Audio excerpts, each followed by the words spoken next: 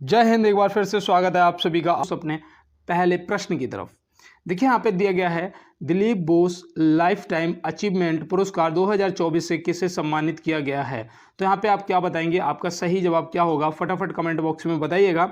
और ये देखो आपके करंट अफेयर का क्वेश्चन है, क्योंकि यहाँ पे 2024 की बात हो रही है तो आप ये याद रखना कि ये पूछा जा सकता है। तो आप क्या बताएंगे, यहाँ पे आपका जो सही जवाब है वो नरसिंह और रोहिणी लोखंडे, मतलब कि ऑप्शन सी हो जाएगा, ए और बी दोनों। तो यहाँ पे ऑप्शन सी आपका बिल्कुल प्रश्न का सही जवाब हो जाएगा। तो ये आप याद रखिएगा और इसको नोट भी कर लीजिएगा। चलते हैं दोस्त अपने अगले प्रश्न की तरफ। देखो यहाँ पे दिया गया है किस जीवाणु से दही बनने में मदद मिलती है। किस जीवाणु से दही बनने में मदद मिलती है। देखो ये ऐसे प्रश्न हैं, ये कॉमन बोलते हैं जिनको, जो लगभग आप किसी भी एग्जाम की तैयारी कर रहे हो ज़्यादातर पूछ लिए जाते हैं। तो यहाँ पे आप क्या बताएंगे, यहाँ पे आपका जो सही जवाब है वो हो जाएगा लैक्टोबैसिलस। लैक्टोबैसिलस जो कि आपके ऑप्शन ए में दिया गया है, तो ऑप्शन ए लगा देंगे, बिल्कुल सही जवाब। और रेबीज जो है, रेबीज कैसे हो जाएगा, कुत्ते के काटने से होता है ना भाई। अगर किसी को कुत्ता काट ले तो क्या हो जाता है, तो उसके रेबीज के टीके लगते हैं, रेबीज विषाणु जो होते हैं बॉडी में फैल जाते हैं।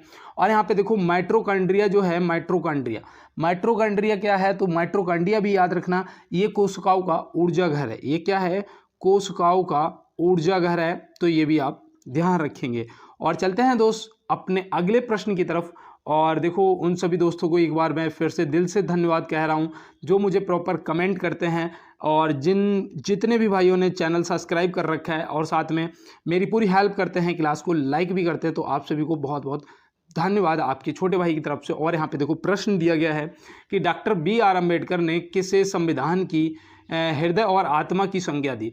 तो इनमें से आपको बताना है कि डॉक्टर BR अम्बेडकर जी ने किसे संविधान के हृदय और आत्मा की संज्ञा दी। और ये देखो आपके RRB में पूछा हुआ प्रश्न है। तो यहाँ पे आपका जो सही जवाब है वो होना चाहिए संवैधानिक उपचारों का अधिकार, जो कि ऑप्शन ए में दिया गया है। और ये देखो कौन से आर्टिकल में मिलता है, मैं आपको रोज बताता हूँ, और शायद इसीलिए कि हो सकता है कि आपसे पूछ लिया जाए। तो यहाँ पे याद रखना 32 आपका सही जवाब हो जाएगा। आर्टिकल 32 में संवैधानिक उपचारों के अधिकार मिलते हैं। तो चलते हैं दोस्तों अपने अगले प्रश्न की तरफ और देखते हैं हमारा अगला क्या है। देखो यहाँ पे दिया गया है राष्ट्रीय आय के आकलन की तैयारी किसका दायित्व है। राष्ट्रीय आय के आकलन की तैयारी किसका दायित्व है। भाई SI की तैयारी जो भी मेरे दोस्त कर रहे हैं, अगर आपने भी फॉर्म अप्लाई किया है तो आप याद रखना इसका जो प्रश्न का जवाब है वो हो जाएगा केंद्रीय सांख्यिकी संगठन, जो कि ऑप्शन सी में दिया गया। तो ऑप्शन सी यहाँ से क्या हो जाएगा, आपके इस प्रश्न का बिल्कुल सही जवाब हो जाएगा। तो चलते हैं दोस्त अपने अगले प्रश्न पे।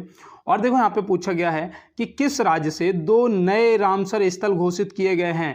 देखो ये आपका करंट का भी क्वेश्चन समझ सकते हो, और आपको बता दूं कि ये इंपॉर्टेंट भी है, इसे इंपॉर्टेंट में नोट करना है। तो आप यहाँ पे क्या बताएंगे, यहाँ पे आपका सही जवाब बिहार हो जाएगा।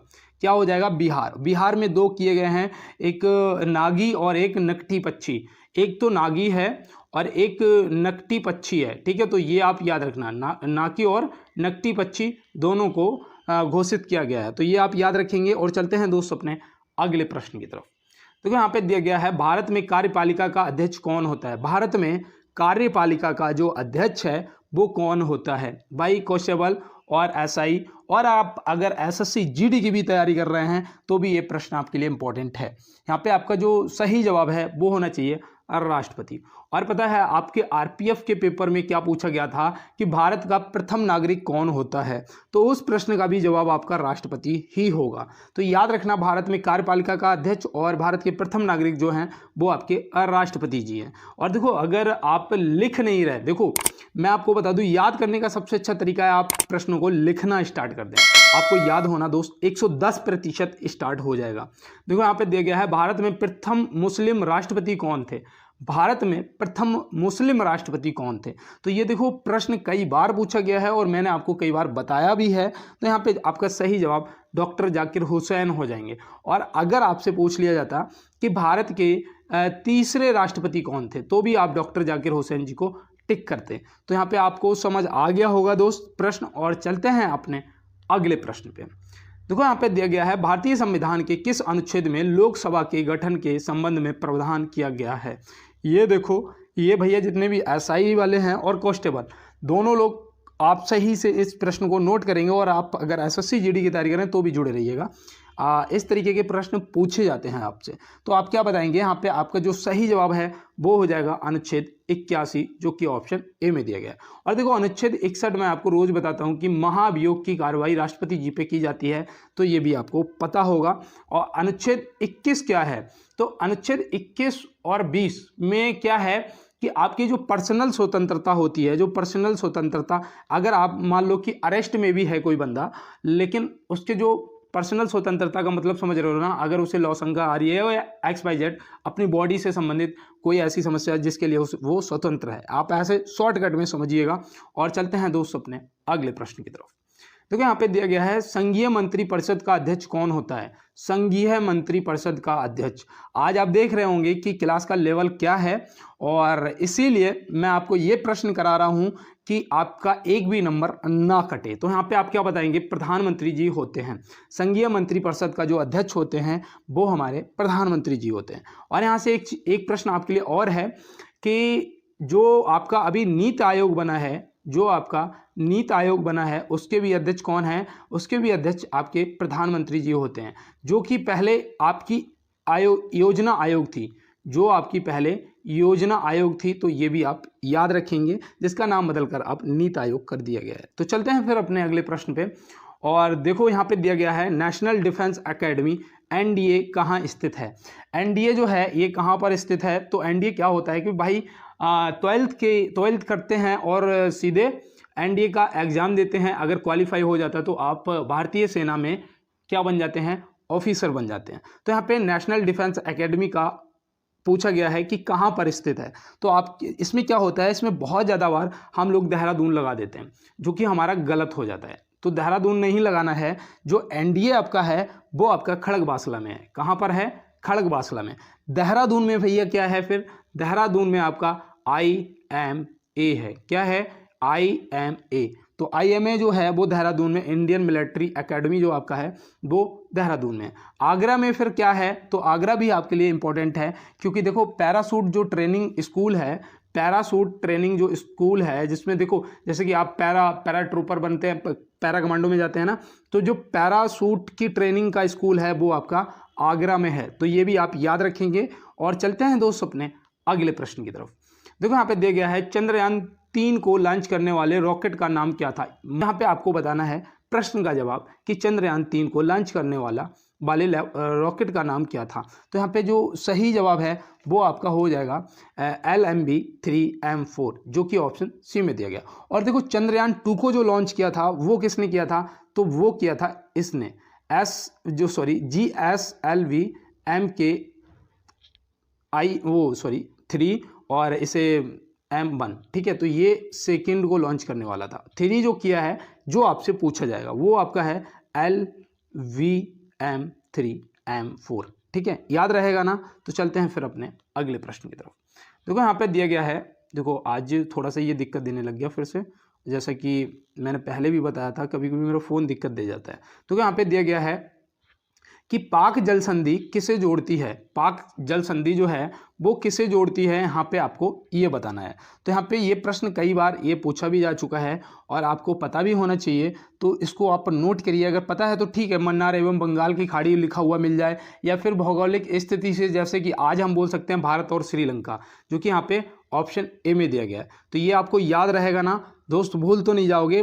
बंगाल एवं मन्नार की खाड़ी, या फिर बोल सकते हो भारत और श्रीलंका। तो चलते हैं दोस्त अपने अगले प्रश्न पे और देखते हैं हमारा अगला क्या है।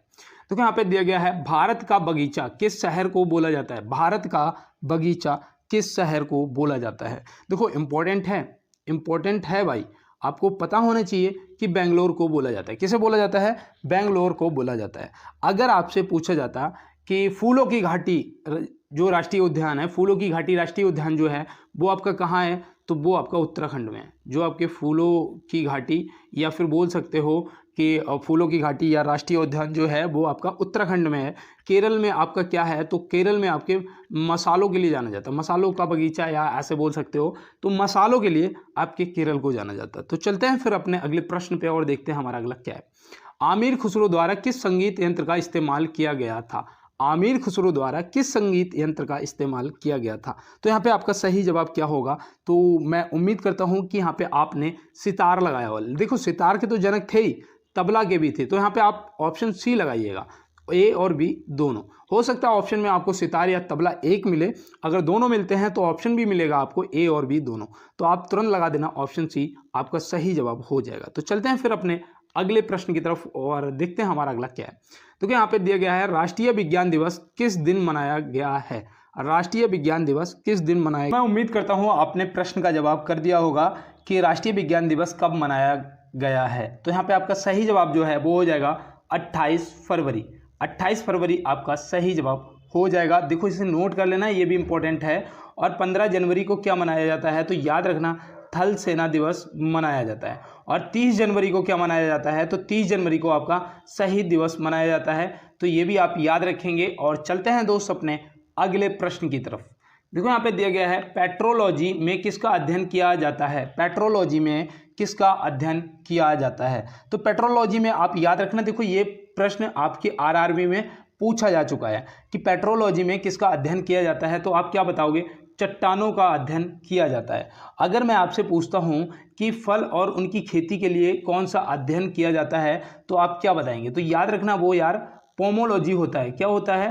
पोमोलॉजी होता है। नोट करिएगा, पोमोलॉजी होता है। और अगर आपसे मैं मृदा का अध्ययन पूछूं तो आप क्या बताएंगे? तो याद रखना वो पेडोलॉजी होता है। वो क्या होता है?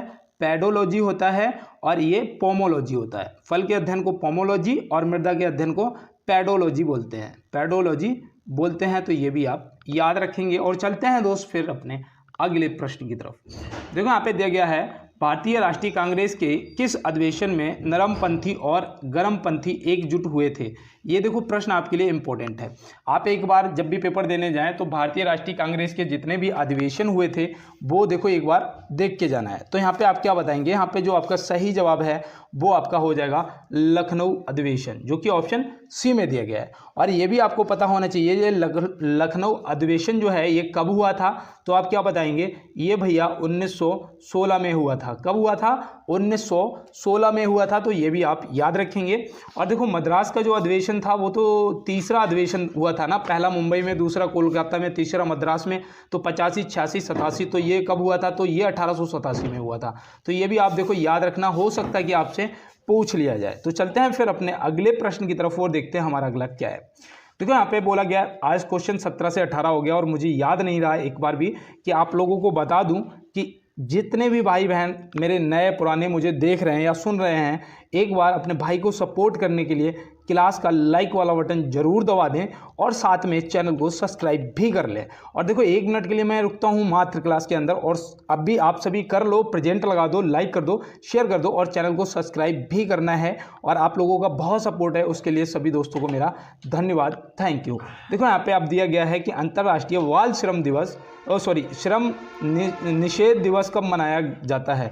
अंतर्राष्ट्रीय बाल श्रम निषेध दिवस कब मनाया जाता है? तो देखो श्रम दिवस अगर पूछा जाएगा तो आप 1 मई बता दोगे भाई। अगर आपसे श्रम दिवस की बात करेगा तो आप 1 मई बता देंगे। लेकिन अंतर्राष्ट्रीय बाल श्रम निषेध दिवस पूछा गया है तो आप इसका सही जवाब क्या बताएंगे? तो यहाँ पे आपका सही जवाब 12 जून हो जाएगा। क्या हो जाएगा?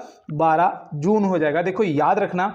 और 15 मई को आपका परिवार दिवस मनाया जाता है। 15 मई को कौन सा दिवस मनाया जाता है? तो भाई परिवार दिवस मनाया जाता है। तो फिर चलते हैं अपने अगले प्रश्न पे और देखते हैं हमारा अगला क्या है। देखो यहाँ पे बोला गया है संविधान के किस संशोधन के द्वारा जीएसटी लगाया गया है? तो संविधान का संशोधन तो आप बताइएगा, लेकिन डेट भी याद रखना, ये कब लगाई गई थी? 1 जुलाई 2017 को। और इसका फुल फॉर्म भी पूछा जाता है goods and service tax. GST का फुल फॉर्म जो है वो आपका हो जाएगा गुड्स एंड सर्विस टैक्स। तो ये तो आप याद रखेंगे। और यहाँ पे देखो जो आपका संशोधन पूछा गया है तो वो भी आपको याद रखना है दोस्त। आपका संशोधन हो जाएगा 101वां संशोधन, जो कि ऑप्शन बी में दिया गया। तो फिर चलते हैं अपने अगले प्रश्न पे और देखते हैं हमारा अगला क्या है। देखो यहाँ पे बोला गया है कौन सा ग्रह सर्वाधिक गैसों से घिरा हुआ है? कौन सा ग्रह है जो सर्वाधिक गैसों से घिरा हुआ है? तो प्रश्न का जवाब जो है आपका वो हो जाएगा यूरेनस। यूरेनस मतलब अरुण। ऑप्शन ए हो जाएगा आपका सही जवाब। और यूरेनस की जो खोज है वो किसने की थी, ये भी आपसे पूछा जा सकता है, तो याद रखना वो हर्शल ने की थी। किसने की थी? हर्शल ने की थी। हर्शल हर्शल हर्शल, नोट कर लेना दोस्त। और देखो जो आपका बुध है ये सूर्य के सबसे नज़दीक ग्रह है, तो ये भी आप याद रखना, हो सकता है कि आपसे पूछ लिया जाए। और ये 88 दिनों में सूर्य की परिक्रमा भी कर लेता है। और शुक्र जो है ये सबसे चमकीला, पृथ्वी के सबसे करीब, सबसे गर्म ग्रह, और इस तरीके से भोर का तारा, सांझ का तारा, ये आप याद रखना, आपके शुक्र ग्रह से संबंधित प्रश्न बनते हैं। तो चलते हैं फिर अपने अगले प्रश्न पे। देखो यहाँ पे दिया गया है, मेघदूत के रचयिता कौन है? मेघदूत के रचयिता कौन है? भाई मेरे मोस्ट इंपॉर्टेंट प्रश्न है ये, कि मेघदूत है आपसे, और भी काफ़ी पुस्तकें हैं जो आपसे पूछी जाती हैं। तो यहाँ पे मेघदूत के रचयिता आपसे अगर पूछ दिया गया तो आप यहाँ पे क्या सही जवाब लगाएंगे? तो अब मैं उम्मीद करता हूँ आपने कालिदास जी को टिक किया होगा, जो कि ऑप्शन ए में दिए गए।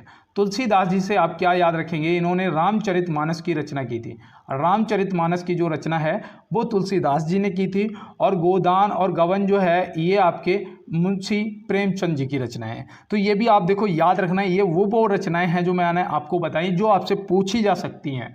तो चलते हैं फिर अपने अगले प्रश्न पे। और देखो पीडीएफ के लिए बहुत ज़्यादा दोस्त मेरे मैसेज कर रहे हैं मुझे प्रॉपर कि भैया पीडीएफ, तो मैंने आपसे कहा है कि भाई थोड़ा सा यार सपोर्ट आपने बहुत कर दिया। मुझे पता है कि मैं एक फ़ोन ला सकता हूं, लेकिन अभी नहीं ला पा रहा हूं किसी कारणवश। तो मैं आपको बता दूं कि 15 दिन के अंदर अंदर लगभग मैं आपको रोज़ की क्लास का पीडीएफ भी देने लग जाऊंगा, एक फ़ोन मेरा आ जाएगा। तो यहाँ पे दिया गया है कि सुल्तानपुर पश्चिम बिहार स्थित है। सुल्तानपुर पश्चिम बिहार स्थित है। कहाँ पर स्थित है? अगर पता होगा तो आप बता देंगे, और नहीं पता होगा तो नोट करिएगा हरियाणा। हरियाणा के कहाँ पर है ये? तो याद रखना ये गुरुग्राम में है। कहाँ पर है? गुरुग्राम, जिसे गुड़गांव भी बोलते हो, और गुरुग्राम, तो आप ऐसे याद रखेंगे ये गुरुग्राम में। और देखो आपका एक और पक्षी अभ्यारण्य है, वो कौन सा है? भरतपुर में है। भरतपुर में कौन सा पक्षी अभ्यारण्य है, ये आप मुझे कमेंट बॉक्स में बताओ फटाफट। और देखो चलते हैं अपने अगले प्रश्न की तरफ। यहाँ पे दिया गया है कि कपिलधारा जलप्रपात किस नदी पर स्थित है? देखो जिस प्रश्न के लिए मैंने आपको HW बोला है कि भरतपुर मतलब राजस्थान में कौन सा पक्षी अभ्यारण्य है, ये आप कमेंट बॉक्स में बताएंगे। और देखो यहाँ पे दिया गया है कि कपिलधारा जलप्रपात किस नदी पर स्थित है। तो ये इंपॉर्टेंट है। ये हो सकता है कि आपने कुछ तो दोस्त ऐसे होंगे जिनने पहली बार सुना होगा, तो बिल्कुल भी घबराना नहीं है।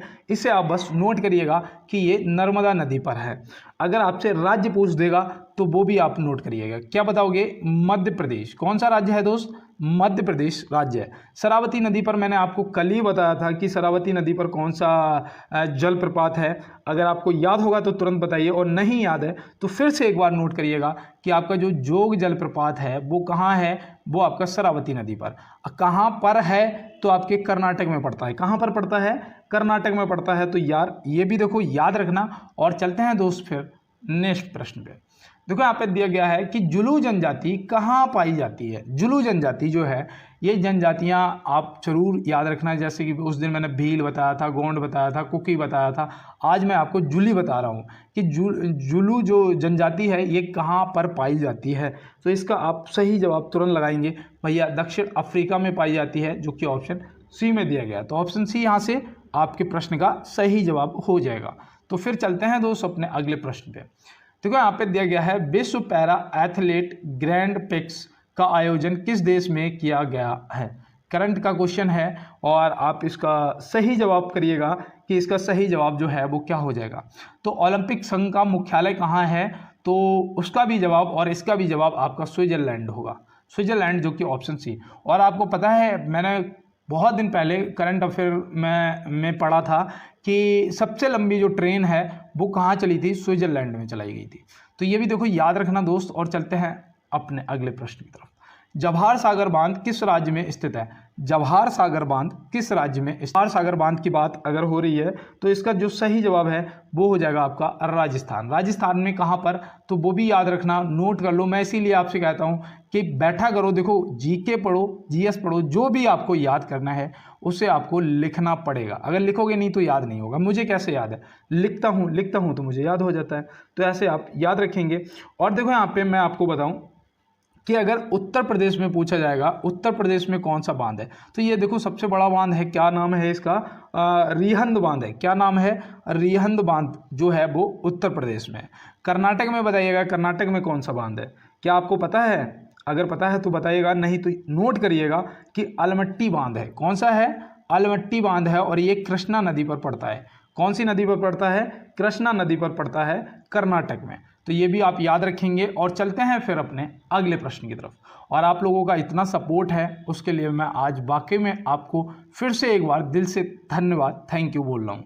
देखो यहाँ पे दिया गया है हाफ गर्लफ्रेंड पुस्तक के लेखक कौन है। भाई देखो हाफ गर्लफ्रेंड तो दिक्कत दे जाएगी यहाँ पे, चेतन भगत आपका सही जवाब हो जाएगा। देखो माफ़ी चाहते हैं, और मैं आपको बताऊं ये हाफ गर्लफ्रेंड पुस्तक का नाम है, और इसे कोई सीरियस मत लेना। और यहाँ पे इनके जो लेखक हैं वो चेतन भगत जी हैं, और हिंद स्वराज के जो लेखक हैं वो कौन हैं, तो वो भी आप याद रखना, महात्मा गांधी जी हैं, ये भी आप याद रखेंगे। और रविंद्रनाथ टैगोर जी जो हैं वो किसके लेखक हैं, तो वो आपको देखो याद होना चाहिए कि ये इम्पोर्टेंट हैं।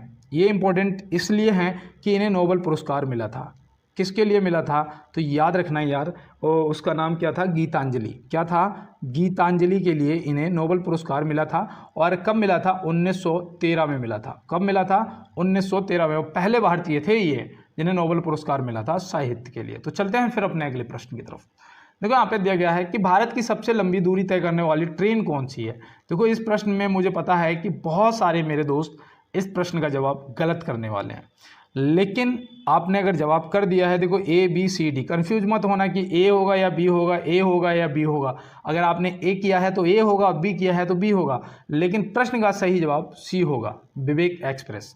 अब चलो विवेक एक्सप्रेस से समझते हैं ये कितने किलोमीटर की दूरी तय करती है। तो पहले तो आपको बता दें असम के डिब्रूगढ़ से, असम के डिब्रूगढ़ से ये चलती है और तमिलनाडु के कन्याकुमारी तक जाती है। कहाँ तक जाती है, ये कन्याकुमारी तक जाती है। तो डिब्रूगढ़ से कन्याकुमारी ये कितनी किलोमीटर की दूरी तय करती है, हो सकता है कि पूछ लिया जाए। तो सबसे ज़्यादा जो दूरी तय करने वाली ट्रेन है विवेक एक्सप्रेस है, और इसकी दूरी है 4153 किलोमीटर। क्या है, 4153 किलोमीटर, 4153 किलोमीटर। और भारत की सबसे तेज़ चलने वाली ट्रेन आपकी वंदे भारत एक्सप्रेस है। तो ये तो आपको पता ही होगा। और यहाँ पे देखो जो सबसे लंबी दूरी तय करती है विवेक एक्सप्रेस है, और 4153 किलोमीटर की दूरी डिब्रूगढ़ से कन्याकुमारी। तो चलते हैं फिर अपने अगले प्रश्न पे। वर्तमान में भारत का सबसे लंबा प्लेटफॉर्म कौन सा है, वर्तमान में पूछा गया है। तो वर्तमान में आप इसका सही जवाब क्या करेंगे, देखो इसका बिल्कुल सटीक जवाब करना है तो आपका सही जवाब हुबली हो जाएगा। क्या हो जाएगा, हुबली हो जाएगा आपका सही जवाब। इसकी जो लंबाई है वो कितनी है, तो आप तुरंत याद रखना कि 1507 मीटर है। कितनी है, 1560 मीटर है। और इससे पहले कौन सा था, शायद खड़गपुर था ना। और देखो जो गोरखपुर के अभी 1 और 2 सम्मिलित हुए हैं बनके, तो उनकी जो लंबाई है वो याद रखना कितनी है, 1366 मीटर है। कितनी है, 1366 मीटर। तो ये भी देखो याद रखना। और सबसे लंबा जो है यही पूछा जाएगा आपका, तो हुबली आप बता देंगे। और चलते हैं फिर अपने अगले प्रश्न पे। रेल इंजन के आविष्कारक कौन है, रेल इंजन के आविष्कारक कौन है। देखो ये प्रश्न आपके लिए है इंपॉर्टेंट, बताइएगा। आपको लग रहा है ना आपके ट्रेन से संबंधित प्रश्न पूछे जाएंगे। अब यहाँ पे आप बताइए कि रेल इंजन के आविष्कारक कौन है। और यहाँ पे अगर आपसे ये भी पूछ दिया कि कब करा था, तो आप क्या बताओगे। तो देखो रेल इंजन के जो आविष्कारक हैं वो हैं जॉर्ज स्टीफेंस। तो यहाँ पे जॉर्ज स्टीफेंस आपका ऑप्शन ए सही हो जाएगा। एडवर्ड जेनर ने किसका आविष्कार किया था, आप सोच रहे होंगे। तो आपको मैंने पहले भी बताया था, इन्होंने चेचक के टीके की खोज की थी। किसके, चेचक के टीके की खोज की थी। मार्टिन कूपर जो है ये किसके आविष्कारक हैं, क्या आपको पता है। शायद आपको नहीं पता है कि जो फ़ोन आप देख रहे हैं इसके जो आविष्कारक हैं वो मार्टिन कूपर हैं। जो आप अभी फ़ोन देख रहे हैं अपने हाथ में, मोबाइल फ़ोन, इसके आविष्कारक मार्टिन कूपर हैं। और इन्होंने कब करा था, तो ये भी याद रखना, 1973 में इसका आविष्कार करा था, मोबाइल फ़ोन का। तो ये तो आपको पता चल गया। और मैं आपको बता दूं, जो आप मोबाइल फ़ोन पे देखो एक लॉजिक वाली बात कि आप हेलो बोलते हो ना सभी को। भाई किसी को भी अगर फ़ोन करते हो सबसे पहले हेलो बोलते हो। हेलो क्यों बोलते हो, कभी सोचा है। तो इसका रीज़न ये है कि जो, जैसा कि मुझे पता है कि जिसने फ़ोन का आविष्कार किया था सबसे पहले, किसने किया था बताइएगा, किसने किया था ये आप बताएंगे। और देखो मैं इतना स्टोरी आपको बताता हूँ कि उन्होंने सबसे पहली कॉल जो थी वो अपनी गर्लफ्रेंड को करा था। किसे करा था? अपनी गर्लफ्रेंड को कॉल किया था। अब उन्होंने जब गर्लफ्रेंड को कॉल किया था उसका नाम था हेलो। क्या नाम था? हेलो नाम था। तो यहाँ पे देखो दिया गया है कि भारत के नए गृह मंत्री कौन बने। देखो अब जो नया मंत्रिपरिषद बना है एक बार दोस्त देख लेना, क्योंकि हो सकता है प्रश्न आपसे वहाँ से जरूर पूछे जाएंगे। तो आप यहाँ पे क्या बताएंगे? भारत के नए गृह मंत्री कौन बने हैं? तो आप याद रखना अमित शाह जी बने हैं। कौन बने हैं? अमित शाह जी। और आपके रक्षा मंत्री राजनाथ सिंह जी, तो ये तो आपको पता ही है, याद रखना। और जेपी नड्डा जी क्या बने हैं बताओ? यहाँ पे जेपी नड्डा जी का नाम है, तो ये क्या बने हैं? ये बने हैं स्वास्थ्य एवं कल्याण मंत्री। क्या? स्वास्थ्य एवं कल्याण मंत्री। तो ये भी आप याद रखेंगे। और चलते हैं दोस्त अपने अगले प्रश्न की तरफ। देखो यहाँ पे बोला गया है डर्बी शब्द संबंधित है। डर्बी शब्द संबंधित है, तो याद रखना जो डर्बी शब्द है वो घुड़दौड़ से संबंधित है। किससे? घुड़दौड़ से संबंधित है। और क्रिकेट से याद रखना गली शब्द है, और चाइना मैन है, और आपका गुगली है, तो ये स्लिप है। तो ये सब क्या है? ये आपकी क्रिकेट से संबंधित है। देखो आपकी हॉकी से मैंने उस दिन आपको बताया था पेनल्टी स्ट्रोक बताया था, और पेनल्टी किक बताया था आपका फुटबॉल से। ये भी आपको पता होना चाहिए कि फुटबॉल से पेनल्टी किक और पेनल्टी स्ट्रोक हॉकी क्रिकेट से आपका, और ये घुड़दौड़ जो है वो डर्बी से शब्द से संबंधित है। तो चलते हैं फिर अपने अगले प्रश्न की तरफ। भीमराव अंबेडकर का समाधि स्थल क्या कहलाता है?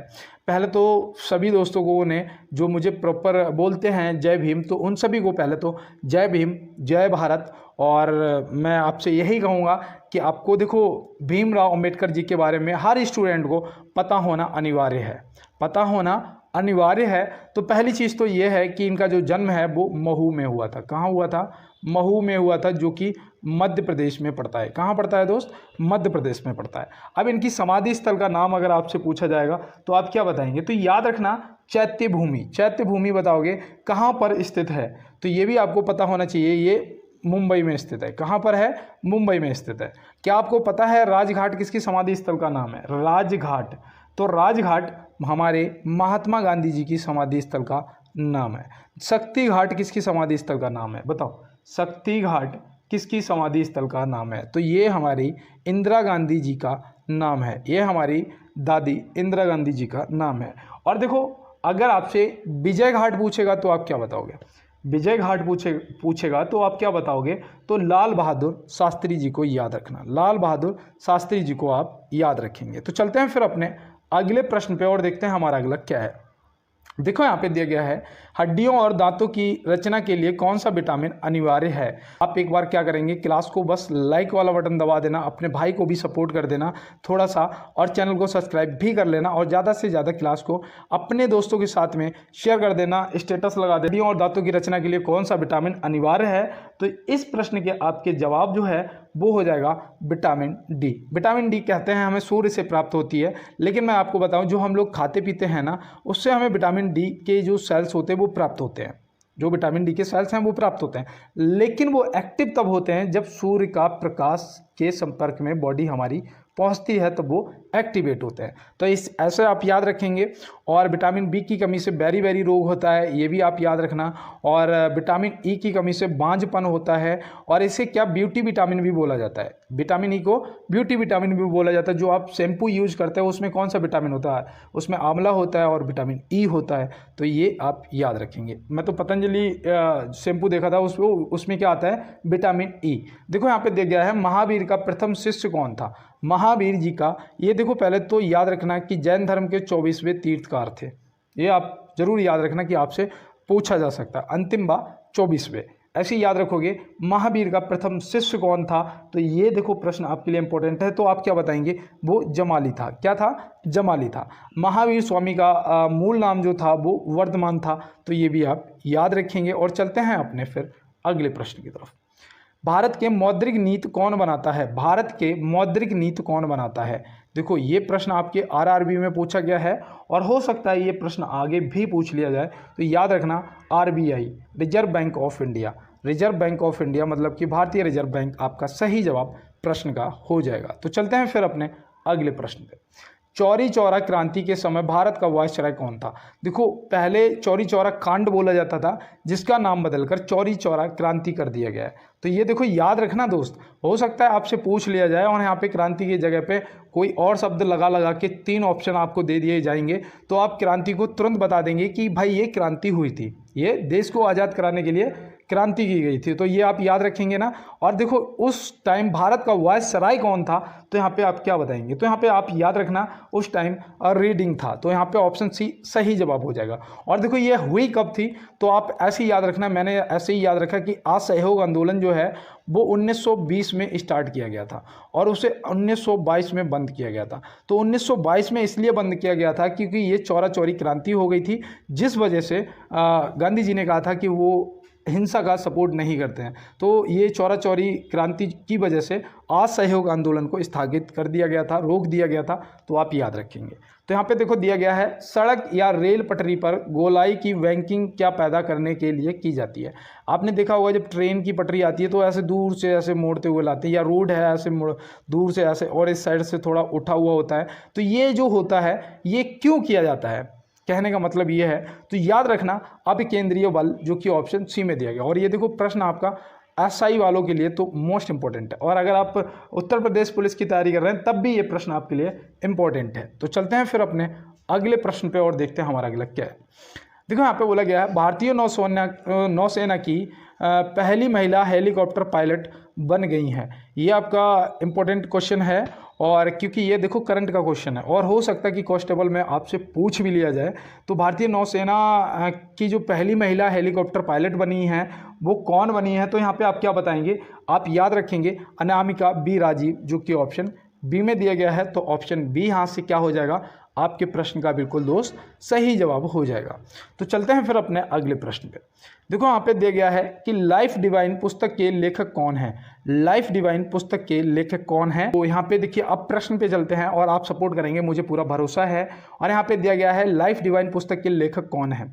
तो लाइफ डिवाइन पुस्तक के जो लेखक हैं वो हैं श्री अरविंदो घोष, जो कि ऑप्शन ए में दिए गए। और ये देखो लाइफ डिवाइन कई बार पूछी जा चुकी है, तो इसलिए आप इसे याद रखेंगे। और देखो बंकिम चंद्र चटर्जी जी ने आपका राष्ट्रीय गीत लिखा था। कौन सा लिखा था? राष्ट्रीय गीत लिखा था। और देखो रविंद्रनाथ टैगोर जी ने आपका राष्ट्रीय गान लिखा था। तो ये भी याद रखना, राष्ट्रीय गीत और राष्ट्रीय गान जो है ये आप याद रखेंगे। और इनसे संबंधित चलो एक एक पुस्तक भी बता देते हैं। देखो बंकिम चंद्र चटर्जी जी से आपकी पूछी जाती है आनंद मठ। कौन सी? आनंद मठ पूछी जाती है। देखो आपको याद आ गया होगा कि हाँ ये इंपॉर्टेंट पुस्तक है। और देखो यहाँ पे रविन्द्रनाथ टैगोर जी से आप कौन सी पुस्तक याद रखेंगे? तो रविन्द्रनाथ टैगोर जी से आप याद रखना पोस्ट ऑफिस। कौन सी याद रखेंगे? Post office. तो पोस्ट ऑफिस जो है ये भी कई बार पूछी जा चुकी है और लगभग एसएससी के एग्जाम में तो ज़्यादातर पूछी जाती है। तो चलते हैं फिर अपने अगले प्रश्न की तरफ। देखो यहाँ पे दिया गया भारत के राष्ट्रीय ध्वज का डिजाइन किसने तैयार किया था? भारत के राष्ट्रीय ध्वज का डिजाइन किसने तैयार किया था? तो यहाँ पे आपका जो सही जवाब है वो क्या होगा? तो आप तुरंत बताएंगे पिंगली वेंकैया जी, जो कि ऑप्शन ए में दिया गया है। और मैं आपको यहाँ पे देखो बताने वाला हूँ कि जो ये तैयार किया गया था 1916 में। इसमें पता दो कलर थे उस टाइम, एक लाल था और एक हरा था। एक लाल था एक हरा था, तो ये भी देखो याद रखेंगे। और एक बीच में गोल चक्र था जो आज है आपका, ठीक है, 24 तीलियों वाला, तो ये भी था, लेकिन अलग अलग धर्मों के हिसाब से बाद में इसे सफ़ेद कलर जोड़ दिया गया। तो ये ऐसे आप देखो ट्रिक से याद रखना दोस्त, और आपके लिए इम्पोर्टेंट भी है। चलते हैं अपने अगले प्रश्न की तरफ। सैंडलर आयोग का संबंध किससे था? देखो आरआरबी का भाई पुराना पूछा हुआ प्रश्न, सैंडलर आयोग का संबंध किससे था? तो ये भाई जो सैंडलर आयोग था ये शिक्षा में सुधार के लिए था। ऑप्शन बी यहाँ पे लगा सकते हैं। अंग्रेजी शासन में जो शिक्षा का सुधार था उस लिए ये बनाया गया था। तो ये आप याद रखेंगे कि इसका संबंध जो है वो शिक्षा से है। तो चलते हैं फिर अपने अगले प्रश्न पे। देखो यहाँ पे बोला गया है कि खिलाफत आंदोलन आरंभ किया था। खिलाफत आंदोलन जो है ये किसने आरंभ किया था? तो ये आप याद रखना कि दो मुस्लिम भाई थे, मोहम्मद अली और शौकत अली। मोहम्मद अली और शौकत अली, तो याद रखना मोहम्मद अली और शौकत अली, और भी अली बंधु लोग जो थे उन्होंने स्टार्ट किया था। तो यहाँ पे हम लगा सकते हैं ऑप्शन सी, अली बंधुओं ने। और देखो महात्मा गांधी जी से आप क्या याद रखेंगे, तो महात्मा गांधी जी से याद रखना असहयोग आंदोलन, जो कि मैंने अभी आपको बताया था। और सुभाष चंद्र जी से फॉरवर्ड ब्लॉक याद रखना, जिसकी स्थापना 1939 में हुई थी। मुझे लग रहा है कि आपको रट गया होगा ये फॉरवर्ड ब्लॉक 1939, क्योंकि मैं ये आपको लगभग हर क्लास में बताता हूँ, क्योंकि मुझे पता है किसी ना किसी शिफ्ट में पूछ लिया जाएगा। और यहाँ पे देखो दिया गया है कि भारत का मसाले का बगीचा किसे कहा जाता है। अभी मैंने आपको बताया था कि भारत का मसाले का बगीचा किसे कहा जाता है, तो अब आप इसका तुरंत जवाब करिएगा। यहाँ पे आपका जो सही जवाब है वो हो जाएगा केरल। और फूलों की घाटी आपकी जो है वो उत्तराखंड हो जाएगी।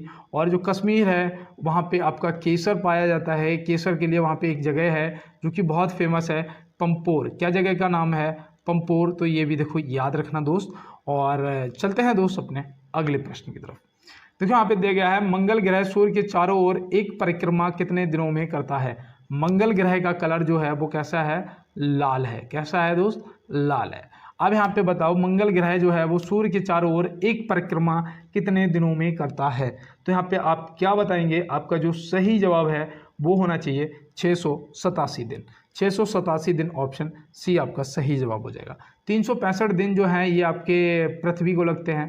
365 दिन जो हैं ये आपके पृथ्वी को लगते हैं। और 244.6 दिन जो हैं ये किसे लगते हैं? तो ये याद रखना, ये आपके शुक्र ग्रह को लगते हैं। किसे लगते हैं? शुक्र ग्रह को लगते हैं। और 88 दिन मैंने अभी आपको बताया था कि बुध ग्रह को लगते हैं।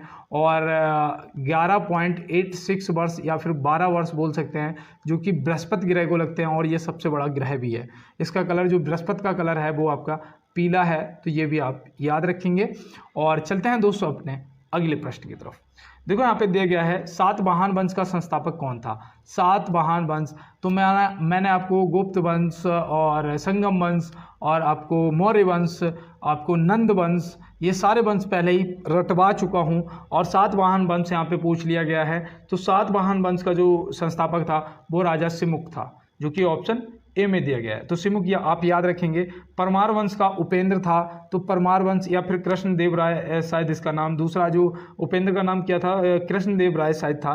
तो अभी मुझे ये कंफर्म नहीं है, लेकिन हाँ फिर भी मैं 90% सही जा रहा हूँ, कृष्णदेव राय। ठीक है। और देखो ये परमार वंश के संस्थापक थे। क्या? परमार वंश के संस्थापक थे। तो ये तो आप याद रखेंगे। ठीक है। और देखो यहाँ पे दंती दुर्ग जो दे रखा है ये भी इंपॉर्टेंट है, क्योंकि ये किसके थे? राष्ट्रकूट के। राष्ट्रकूट के जो संस्थापक थे वो कौन थे? तो वो दंती दुर्ग थे। तो ये भी आप याद रखेंगे। तो चलते हैं फिर अपने अगले प्रश्न की तरफ। हाल ही में ब्रिक्स में कितने नए सदस्य देश शामिल हुए हैं। तो पहले कितने थे भाई? ब्रिक्स की स्पेलिंग जब लिखोगे ना, एक एक देश का नाम आपको साफ दिख जाएगा। जो पहले देश का कैपिटल है वो वहाँ से स्टार्ट होता है। जैसे ब्रिक्स में आई आता है इंडिया, आर आता है रूस। तो इस तरीके से वहाँ पे जितने भी आपको अल्फ़ाबेट दिखेंगे वहाँ से आपको समझ आ जाएगा। तो वहाँ पे पहले तो 5 थे, अब टोटल कितने हो गए? अब टोटल 10 हो गए। तो हम क्या बताएंगे यहाँ से कितने नए देश जुड़ गए हैं? तो 5 देश और प्लस हो गए हैं। अब आपको याद करने हैं 10 देश। अभी तो 5 ही करने थे ना, अब आपको 10। और ये देखो हाल ही में, मतलब कि करंट का क्वेश्चन है और ये पूछ लिया जाएगा। और एसआई वाले भैया आप 10 के 10 याद कर लेना। हो सकता है कि आपसे उन नए 5 में से कोई एक देश पूछ लिया जाए, ऑप्शन में देखे कि इनमें से कौन सा नया देश जुड़ा है। 2 पुराने दे देगा या 3 पुराने दे देगा और एक नया दे देगा, तो आप जवाब कर ले जाएंगे। तो चलते हैं फिर अपने अगले प्रश्न की तरफ। देखो यहाँ पे दिया गया है, बांडीवास का युद्ध कब हुआ था। बांडीवास का युद्ध कब हुआ था। तो बांडीवास का जो युद्ध है आप तुरंत बताएंगे कि भैया ये तो 1760 में हुआ था। कब हुआ था? 1760 में हुआ था, जो कि आपका सही जवाब हो जाएगा। और यहाँ पे इसकी डेट भी याद रखना, अगर आपसे पूछा जाए तो 22 जनवरी को हुआ था। कब हुआ था? 22 जनवरी 1760 में। 1761 में एक युद्ध और हुआ था, अगर नाम पता है तो बताओ। देखो यहाँ पे तृतीय युद्ध है, ये किसका है? पानीपत का है। किसका है? पानीपत का। अब 1774 में किसका युद्ध हुआ था बताओ। 1774 में आपके रूहेला का युद्ध हुआ था। कौन सा? रूहेला का युद्ध। भाई ऐसा ही वालों खास तौर पे ध्यान दो, और कांस्टेबल वाले भैया लोग आप तो सारे के सारे नोट करते जाओ। आप सारे के सारे नोट करते जाओ, एक बार रिवीजन और कर लेना। और देखो 1565 में किसका युद्ध हुआ था बताओ। तो याद रखना ये तालीकोटा का युद्ध हुआ था। तालीकोटा का युद्ध हुआ था। बताओ बिलग्राम या कन्नौज का युद्ध, जिसे बिलग्राम या कन्नौज का युद्ध बोलते हैं, वो कब हुआ था। तो आप क्या बताएंगे? 1540 में हुआ था। कब हुआ था भैया? 1540 में हुआ था। याद रहेगा ना। और वो तो मैंने आपको पानी, खाना, चाय और घर वो तो मैंने आपको रटवा ही दिए हैं, 26, 27, 28, 29। अब यहाँ पे देखो दिया गया है कि कांग्रेस का तीसरा अधिवेशन कहाँ हुआ था।